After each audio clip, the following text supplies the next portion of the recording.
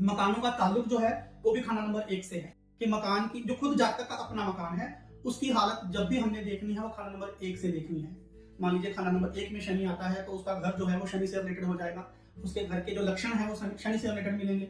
मंगल 1 में आ जाएगा तो उसके घर के जो लक्षण है वो मंगल से रिलेटेड मिलेंगे, या उसके घर की जो आभा है वो मंगल से मिलती जुलती होगी। वो एक अलग चैप्टर है जो पंडित जी ने बताया है कि कौन सा मकान किस ग्रह का है, उस पर भी हम बात करेंगे, लेकिन फिलहाल अभी हम बात कर रहे हैं खाना नंबर 1। तो खाना नंबर 1 जो है ये वक्त जवानी है। वक्त जवानी से मतलब क्या है कि हमारा जब हम पैदा हुए, पैदा होने से लेके 25 साल तक का जो वक्त है वो हम खाना नंबर 1 से देखते हैं। 25 साल से 50 साल का जो वक्त है वो हम खाना नंबर 4 से देखते हैं। 50 साल से 75 साल का जो वक्त है वो हम खाना नंबर 7 से देखते हैं।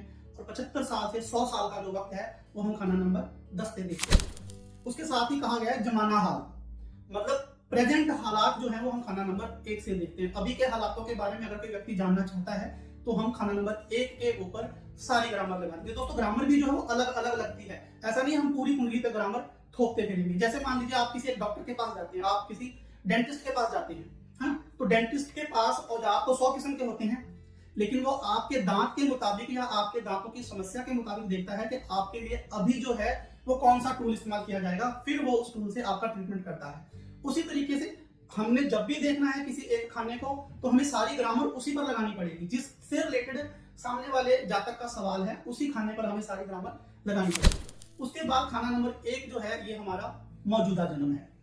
अगर हम खाना नंबर 9 की बात करेंगे तो वो हमारा पिछला जन्म है, और हम अगर आने वाले जन्म की बात करेंगे तो वो खाना नंबर 5 है जो हमारा अगला जन्म है। लेकिन जो खाना नंबर 1 है ये हमारा मौजूदा जन्म है।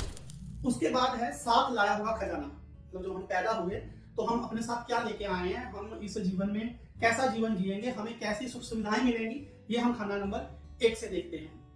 वो बाकी अलग बात है कि खाना नंबर 1 के ऊपर किन ग्रहों का कैसा प्रभाव है, वैसा वैसा फल चेंज हो जाता है, लेकिन देखेंगे हम खाना नंबर 1 से ही। ठीक है। उसके बाद आता है वास्ते खुद अपना जिस्म, मतलब जो जातक का खुद अपना जिस्म है वो भी खाना नंबर 1 से देखा जाता है। इस दुनिया में जहां हमने जन्म लिया है, इस दुनिया में नाम किस हैसियत का होगा, मतलब ये नाम हमारा बदनाम होगा या प्रसिद्ध होगा, ये भी हम खाना नंबर 1 से देखते हैं। खाना नंबर 1 से इसलिए क्योंकि खाना नंबर खुद इट सेल्फ है। अगर मैं बात करूं अपनी तो खाना नंबर 1 जो है वो मैं हूं।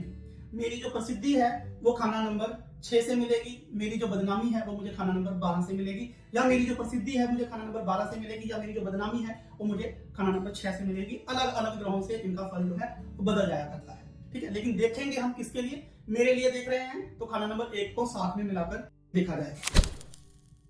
उसके बाद खाना नंबर 1 जो है यहाँ पर मर्दों का ताल्लुक है, क्योंकि ये जो घर है ये किनका है, मर्दों का है, यानी सूरज भी मर्द है और मंगल भी मर्द है। इस घर में जो उच्च का ग्रह है वो भी मर्द है, यानी कि सूरज है।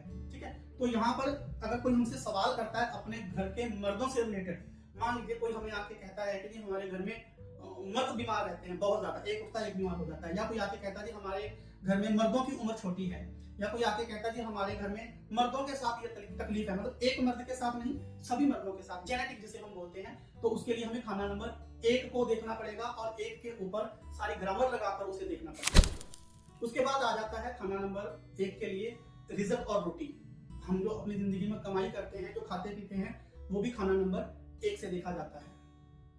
उसके बाद आ जाता है अपना जाति वजूद, कि इस दुनिया में मेरा अपना वजूद कैसा होगा। कोई मेरे से आके पूछे कि जी मेरा वजूद कैसा होगा आने वाले समय में, मैं ऐसे अकेला ही जीऊंगा मर जाऊंगा, या मैं 2-4 लोगों पे राज करूंगा, या 2-4 लोग मेरे अधीन होंगे, है ना, या मेरी बात का कोई वजूद होगा, तो वो हम खाना नंबर 1 से देखेंगे। अगर खाना नंबर 1 में खाना नंबर 1 के शत्रु ग्रहों की दृष्टि पड़ रही है या उसके साथ बैठे हैं तो ये वजूद खराब हो जाएगा, जैसे आया व्यक्ति वैसे चला जाएगा या बदनाम होकर जाएगा, है ना। तो ये भी वजूद है, अच्छा वजूद है, बुरा वजूद है, वो अलग बात है।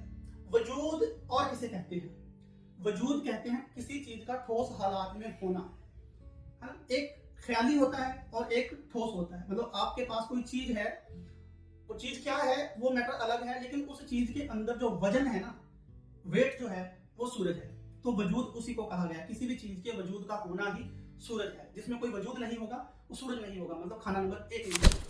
इसकी जो दिशा है वो पूरब है, पूरब जो है वो खाना नंबर 1 की दिशा है, और इसलिए खाना नंबर 1 की दिशा है क्योंकि सूरज इस घर में हमेशा उच्च का है।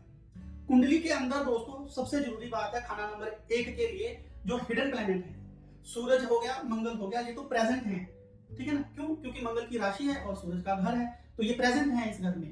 लेकिन इसके साथ ही जो हिडन है वो है बुध और शनि। यानी जब भी हमें खाना नंबर 1 में आए हुए ग्रह का फल देखना है या एक का फल देखना है, खाना नंबर 1 का फल देखना है, व्यक्ति की सेहत देखनी है, उसके मौजूदा हालात देखने हैं, तो उसके लिए हमें बुध और शनि को भी साथ में ही देखना पड़ेगा। जैसे कुंडली में सूरज बुध शनि मंगल होंगे वैसे ही खाना नंबर 1 का हाल होगा।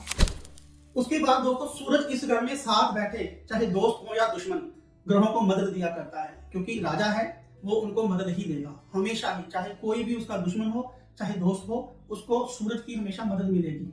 सूरज चाहे इस घर में बैठा हो चाहे ना बैठा हो, लेकिन खास यहाँ पर यही है कि सूरज बैठा होने पर जो उसके साथ दुश्मन ग्रह आ जाए तो वो सूरज उनको भी मदद दिया। राहु दोस्तों इस घर में राशिफल का होगा।